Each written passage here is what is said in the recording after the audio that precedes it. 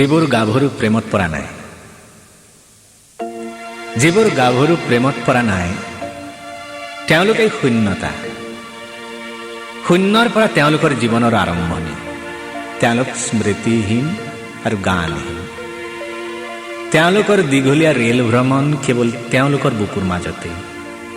যেন ছবিঘৰৰ পৰ্দাত উৰি ফুৰা উৰাজাহাজ এখন, যেন এখন কাগজৰ নাও, বঠাহীন। তেওঁলোকৰ বাবে মই দুখ প্ৰকাশ কৰিছো। যিবোৰ গাভৰু কোনোদিন প্ৰেমত পৰা নাই, তেওঁলোকৰ বাবে পূবৰ বেলি পশ্চিমৰ বেলি একে কথা। তেওঁলোকৰ বাবে সপোন দেখা সপোন নেদেখা একে কথা। গোলাপ ফুলবোৰ তেওঁলোকৰ বাবে নুফুলে, তেওঁলোকৰ খোপাত কপৌ ফুল নুশুৱাই, নিৰ্মুখী চৰাইবোৰ দেখি তেওঁলোক বিষণ্ণ নহয়। অস্তাচলৰ বেলি দেখি তেওঁলোকৰ মনত নপৰে বিষয় জীৱনলৈ।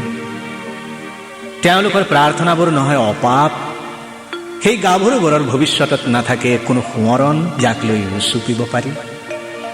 ঘৰহীন মানুহবোৰ তেওঁলোকতকৈ কম দুৰ্ভগীয়া।